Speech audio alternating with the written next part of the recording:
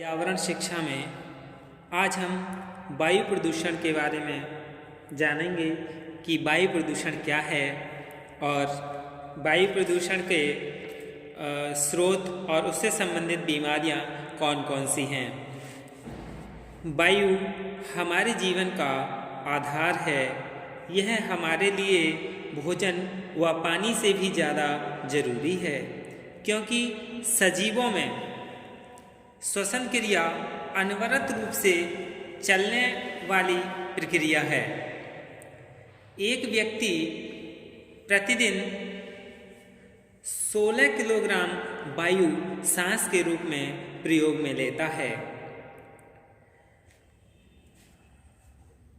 शुद्ध वायुमंडल में 78% नाइट्रोजन, 21% ऑक्सीजन एवं 1% में अन्य गैसें, जलवाष्प और धूलकण एक निश्चित अनुपात में होते हैं। लेकिन जब बाहरी स्रोतों से अवांछनीय तत्व वायुमंडल में सीमा से अधिक बढ़ जाते हैं तो वायु अपनी संतुलित रचना को खो देती है। ऐसी वायु को प्रदूषित वायु कहते हैं। वैसे तो जब से मनुष्य ने आग का उपयोग करना शुरू किया है, उसी दिन से वायु का प्रदूषण शुरू हो गया था। जैसे जैसे मनुष्य सभ्य होता गया, विभिन्न प्रकार के आविष्कार करता गया, उसी क्रम में उद्योगों की स्थापना हुई, परिवहन के साधनों का विकास हुआ, आवश्यकता ने अनिवार्य का रूप छोड़ विलासिता का चोला पहन लिया। यानी जो आवश्यकताएं थीं वो जरूरत का रूप छोड़ दिया। अब क्या है? विलासिता की लिए स्वीकार लिया। इसके फलस्वरूप विगत कुछ वर्षों में कार्बन डाइऑक्साइड की मात्रा में काफ़ी वृद्धि हुई और ऑक्सीजन की मात्रा में कमी हुई, जो मनुष्य के स्वास्थ्य के लिए हानिकारक है। मानवीय क्रियाओं के फलस्वरूप वायु की संरचना में जो हानिकारक परिवर्तन होते हैं उसे प्रदूषण में शामिल किया जाता है। वायु प्रदूषण वर्तमान समय की ज्वलंत समस्या है। अब हम वायु प्रदूषण की परिभाषा जान लें।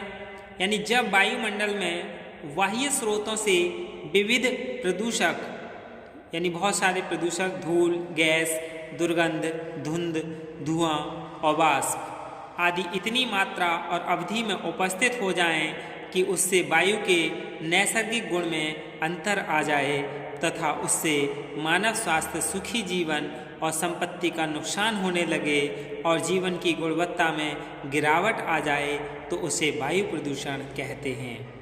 The presence in the outdoor atmosphere of one और मोर contaminants such as dust, gas, mist, odors, smoke or vapor in quantities of characteristics and of duration such as to be injurious to human, plants or animal life and to property of which unreasonable interference with comfortable enjoyment of life and property is called pollution। अब हम वायु प्रदूषण के स्रोत और उससे संबंधित बीमारियों के बारे में जान लें। Sources of air pollution related disease. वायु प्रदूषण के स्रोतों का सूचीबद्ध करना आसान नहीं है, फिर भी हम कुछ स्रोतों के बारे में जान लें। जैसे वाहनों के द्वारा वायु प्रदूषण, यानी पॉल्यूशन बाई व्हीकल्स। विभिन्न प्रकार के वाहनों जैसे दोपहिया वाहन, चार पहिया वाहन, रेल एवं वायुयान इत्यादि से विभिन्न प्रकार की विषैली गैसें निकलती हैं, जैसे carbon dioxide, carbon monoxide, sulphur dioxide, nitrogen oxide और ethylene, acetylene, methane, propane, benzopyrene, aldehyde, formalin, ये सभी गैसें निकलती हैं, जिसकी वजह से मनुष्य को विभिन्न प्रकार की स्वास्थ्य संबंधी समस्याओं का सामना करना पड़ता है। उनमें से कुछ हैं जैसे कैंसर है, दृष्टि दोष, आँखों में जलन, सिर दर्द, छींकना, मानसिक विकार, खांसी, रक्त की कमी, थकावट, ये सभी वाहनों के द्वारा जो प्रदूषण होता है उससे बीमारियां होती हैं। दूसरा है उद्योगों द्वारा वायु प्रदूषण यानी एयर पॉल्यूशन बाय इंडस्ट्रीज। कुछ उद्योग जैसे रासायनिक उद्योग, इस्पात उद्योग, खाद का कारखाना, सीमेंट फैक्ट्री, चीनी मिल, पेट्रो रसायन उद्योग इत्यादि से पोटेशियम उर्वरक, पोटास के कण, कार्बन डाइऑक्साइड, सल्फर डाइऑक्साइड, धूल के कण, कैल्शियम, सोडियम, एल्यूमिनियम, सिलिकॉन के कण वायु में प्रवेश कर वायुमंडल को दूषित कर देते हैं, जिससे हमें विभिन्न प्रकार की बीमारियां जैसे दमा, चर्म रोग, हृदय रोग, टीबी तथा नेत्र रोगों का सामना करना पड़ रहा है। यही नहीं बल्कि औद्योगिक प्रदूषण की वजह से आसपास का इलाका भी वनस्पति एवं जंतु रहित हो सकता है। अगर वायु प्रदूषण को रोका नहीं गया तो भविष्य में मनुष्य का जीवन खतरे में पड़ जाएगा। कृषि क्रियाओं द्वारा उत्पन्न प्रदूषण, पॉल्यूशन बाय एग्रीकल्चर एक्टिविटीज़। कृषि उपज बढ़ाने के लिए कृषि फसलों को अनेक हानिकारक जीवों से बचाने के लिए विभिन्न प्रकार के रासायनिक खादों, कीटनाशक रसायनों का प्रयोग किया जाता है। इसके छिड़काव से एक ओर जहां भूमि प्रदूषित होती है, वहीं दूसरी ओर इसका प्रभाव कुछ अंश वायु में मिलकर वायु प्रदूषण में वृद्धि करता है, जिससे आँखों में जलन, चर्म रोग एवं सांस संबंधी बीमारियां होती हैं। इसके बाद है घरेलू प्रदूषण यानी डोमेस्टिक पॉल्यूशन। भारत जैसे कृषि प्रधान देश में जहां मवेशियों का अवशिष्ट गोबर, लकड़ियां एवं कृषि कचरे का प्रयोग किया जाता है, 90% ऊर्जा का भाग गैर वाणिज्यिक ऊर्जा स्रोतों से प्राप्त होता है, जिससे उत्पन्न धुआं वायु को प्रदूषित करता है। कलकत्ता नगर में प्रतिदिन 1200 टन कोयला घरेलू चूल्हों में जलाया जाता है, जो वायु प्रदूषण का मुख्य कारक है, जिससे सिर दर्द, आँखों में जलन, श्वास संबंधी बीमारियों का सामना करना पड़ता है। फिर व्यक्ति की खुद की आदतें एवं कार्यशैली यानी person self habits and working. वायु प्रदूषण का एक महत्वपूर्ण स्रोत लोगों की खुद की आदतें हैं, कार्य करने का तरीका है। कुछ लोगों को धूम्रपान करने की आदत होती है, जिससे वे सिगरेट, बीड़ी द्वारा अपने घर, ऑफिस एवं सार्वजनिक जगह जैसे railway station, bus stand, park इत्यादि में धूम्रपान करके वायु प्रदूषण फैलाते हैं।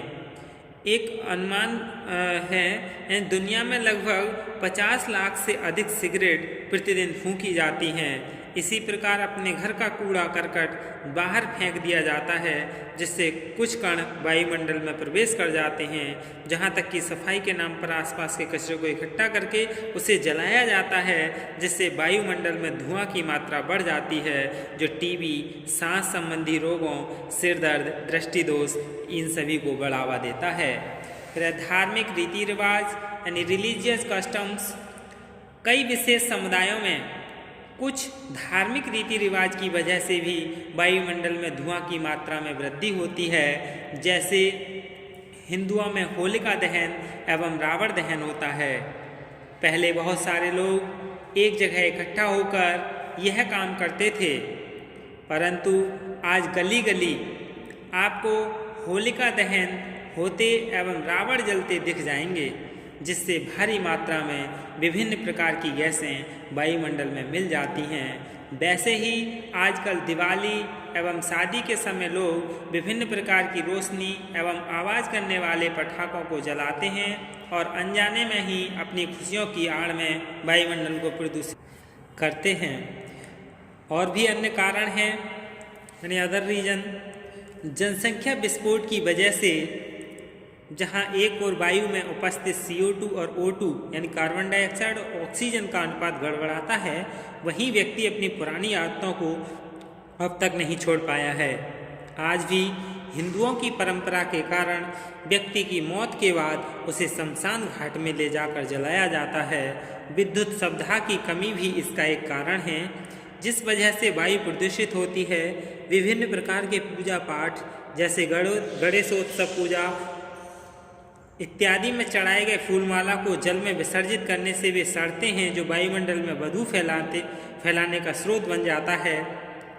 आज गांवों, गली मोहल्लों, यहाँ तक कि मुंबई जैसे नगर में भी नालियों का उचित प्रबंध नहीं है, जहाँ की कूड़ा कचरा फंसकर गंदगी और सड़न का कारण बनता है, जहाँ की सांस लेना भी मुश्किल होता है। ये सभी कारण वायुमंडल को प्रदूषित करते हैं। अब हम वायु प्रदूषण के उपाय यानी रेमेडीज ऑफ एयर पोल्यूशन के बारे में जान लें। यानी सबसे अधिक वायु प्रदूषण का कारण परंपरागत रूप से काम में लिया जा रहा घरेलू ईंधन है। इसके विकल्प के रूप में जहां एक और निर्धूम चूल्हे तथा विकसित प्रणाली के चूल्हे काम में आने लगे हैं, वहीं अब कुकिंग गैस, बायोगैस, सोलर उपायों का प्रयोग किया जाने लगा है। कारखानों से निकलने वाली गैसों और उत्पन्न सूक्ष्म कणों को चिमनियों में जाने से पहले ही रोककर उनके बाई प्रोडक्ट बनाने की व्यवस्था हो, और चिमनियों की ऊंचाई इतनी काफ़ी हो कि उत्सर्जित गैसें बहुत ऊंचाई पर वायुमंडल में ही समा जाएं। वनीकरण में उन पौधों और पेड़ों को अधिक लगाया जाए जो विषैली गैसों का अवशोषण कर लेते हैं। स्वचालित वाहन के उत्सर्जन में वैकल्पिक ईंधन या कम प्रदूषण वाले ईंधन का ही उपयोग किया जाए। नगरों व गांवों में आबादी के पास ग्रीन बेल्ट्स की परंपरा चलाई जाए। कूड़े करकट का निस्तारण शीघ्र हो और रुके हुए गंदे पानी को सड़ने से बचाने की व्यवस्था की जाए। यह उपाय भी वायु प्रदूषण की रोकथाम में सहायक होंगे। वाहन से निकलने वाले उत्सर्गों के लिए उपाय वाहन प्रदूषण वाले हैं, यानी विशेषतः वायु प्रदूषण औद्योगिक क्रांति के बाद बढ़ा है। यही क्या है वायु प्रदूषण के उपाय हैं। धन्यवाद।